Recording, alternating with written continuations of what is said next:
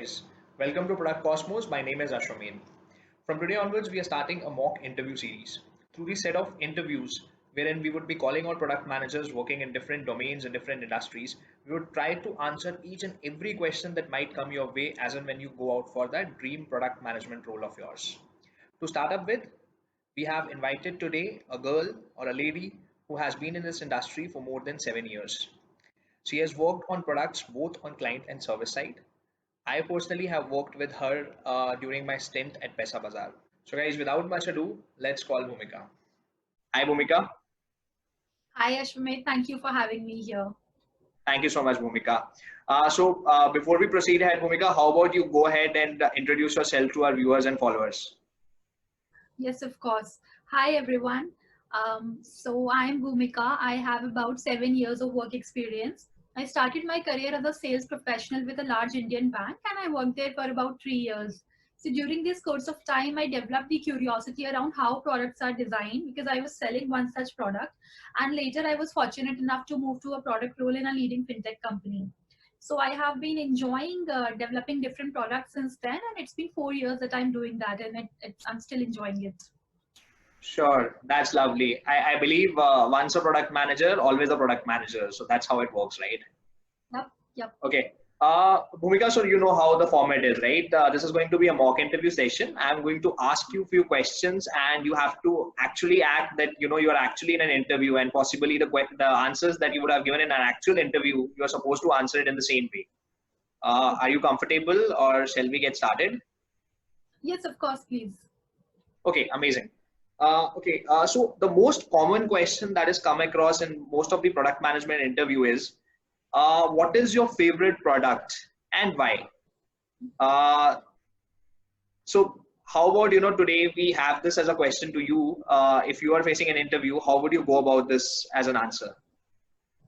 That indeed is an interesting question. I will take a few seconds, a couple of minutes maybe to structure my answer and then present it. Would that be okay? Yeah, that's absolutely fine, Bhumika. Go ahead, please.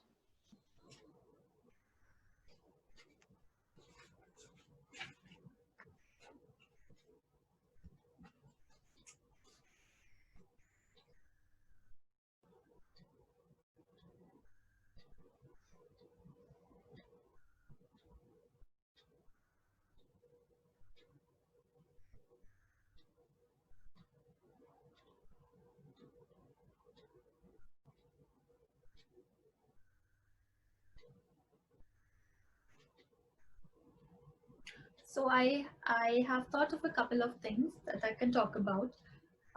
And in the process, while I could think of a lot of products that are my absolute favorites, especially because the way they have impacted our lives and they have impacted how we spend our time. So here I'm referring to products like YouTube, Instagram, Google Maps, Amazon, and Gmail. So though these are very established products and have been in the market for a fairly long time, they're continuously proving to be a good product market fit. So what I would like to talk about here is a new product that has been launched in the market few years back and has quickly become my favorite, and I'm Okay. talking about Milk Basket. If you're aware, Milk Basket is this micro delivery platform. It Correct. fulfills the need of daily essentials and household goods to the customers. So all you need to do is you need to add your product to the Milk Basket card, and it will be at your doorstep the next morning. Sure. So that's how it works. To be able to explain why Milk Basket is my favorite product, I'll need to take you back to how life used to be before Milk Basket happened. So Okay. think of a professional, it could be a bachelor or a working household where people have little to no time on the weekdays, and they would utilize weekends to chill, relax, bust the stress of the weekdays, wrapping up the household work, and they're just sitting on the couch and watching their favorite TV show.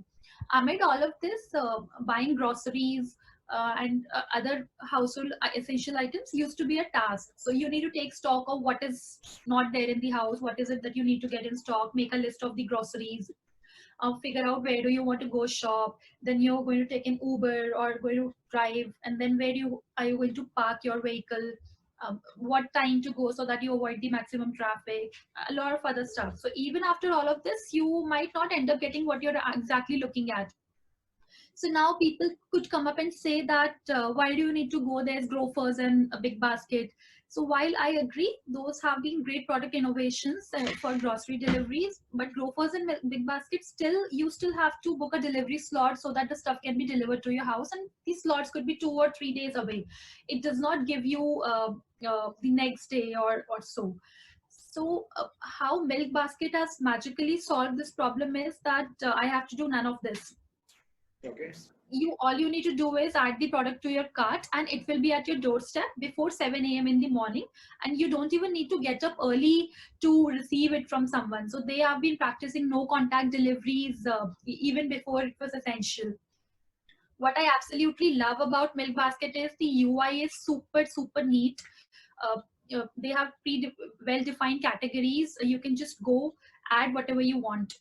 um, Other than that, it's absolutely distraction free. So when I open the app, they don't try to coax me into random stuff. I can open, I can add the product to cart and be done with it. To put things into perspective, it takes me exactly 3 clicks to order a product that I want. And I can't think of any other product that gives me this kind of convenience. That's also mostly because they have no checkout process involved. By checkout process, I mean you don't have to make a payment every time you're placing an order. So you can just preload your money with the preload your wallet with some money, and just add it to cart, and whatever is added to cart comes to your doorstep the next morning. So yep, it's made life pretty easy. And before Milk Basket happened, I was making a trip to Spar every 2 weeks. And ever since Milk Basket has happened, I don't remember the last time I went there. So yeah. Sure, that's an interesting choice of product, I should say. So you have laid emphasis on the good UA. You have brought in points like the UX is extremely smooth. The delivery experience is contactless even before the times the COVID happened. Yep. In short, you are completely wowed by the experience of Milk Basket, right? Okay, maybe if I can extend this problem a little further, or maybe if I can have a follow-up question to this. Um, what if ever you get an opportunity to be a part of the team of Milk Basket, right? You get an opportunity to own this product. What are the changes or what are the improvements you would like in this existing product to make it serve the larger segments and probably also work on the aspects that are currently not entertained? Um, yeah, while it is a fairly good product, improvement is the key to staying relevant in the market. Yeah. So I'll take a minute to reflect on this and come up with an answer. Sure, sure. Please take your time. Thank you.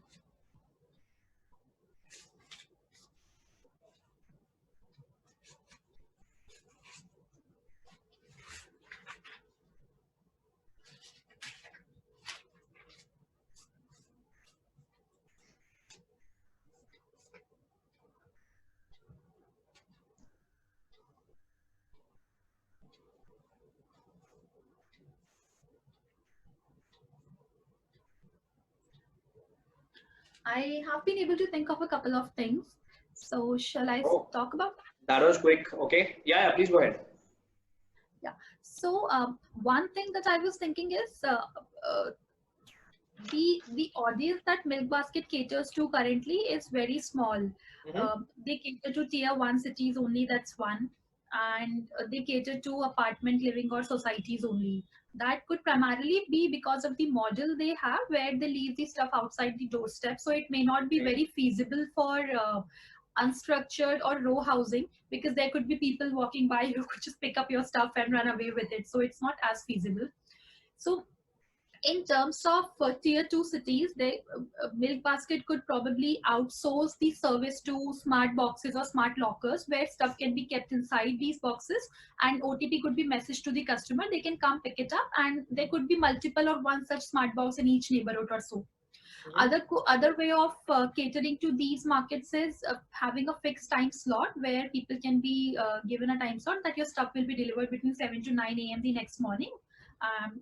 The cutoff time and everything remains the same. So that is one.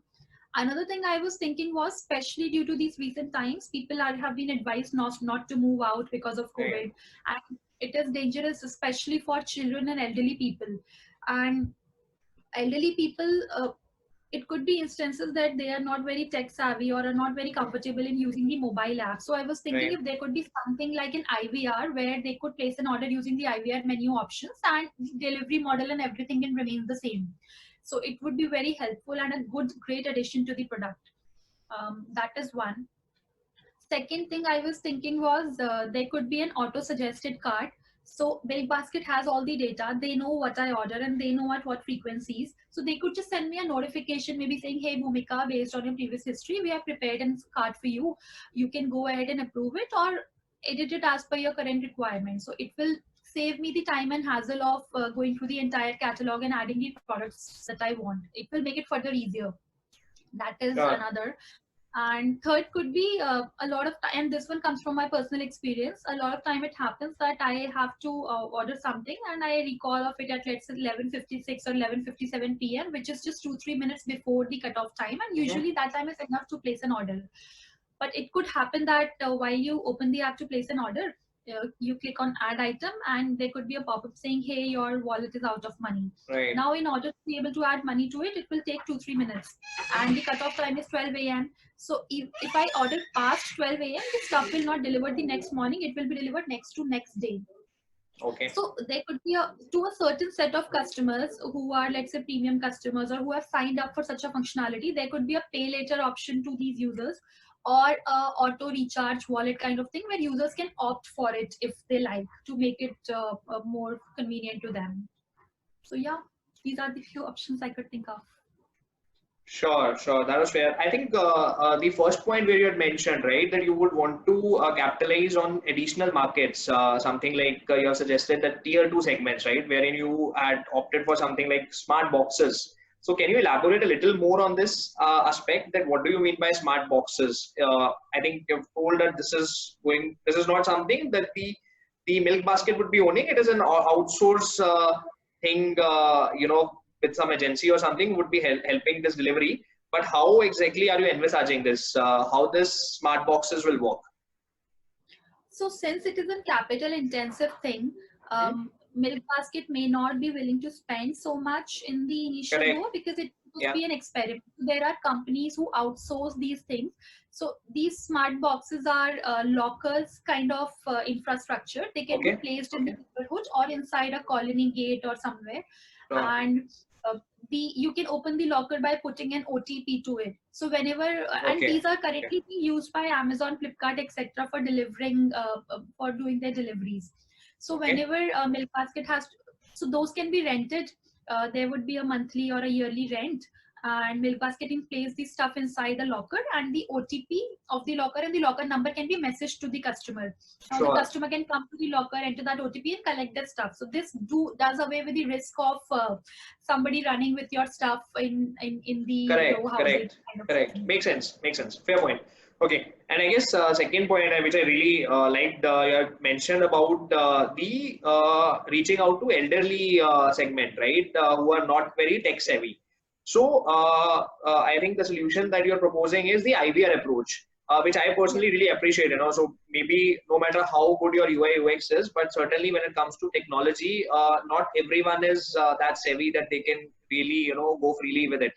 Right. So when you're saying IVR, so how are you really looking at it? One is that IVR is always something which is automated, right? So how are you Right. expecting it to function? Because obviously, every person will have their specific asks when it comes to these household needs. Someone would be needing a milk, someone would be needing a tomatoes, and someone would else be needing something else, right? So how are you planning or structure this? That will there be a bifurcation that okay, if someone is looking for something really essentials like the grocery, etc., then they have to dial this, or if you could just share your thoughts about it, would be really helpful. Yes, interesting. So how I think it can function is, the catalog in Milk Basket is divided into categories. You click Hmm. on a category, Right. there would be at least 15, 20 such categories, and inside the category there are products listed which you can just add to your cart.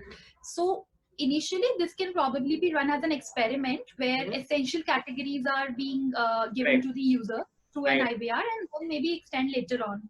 right. Another thing that I'm able to think of is a bit of AI and voice recognition could maybe put to use. So let's say somebody says tomatoes.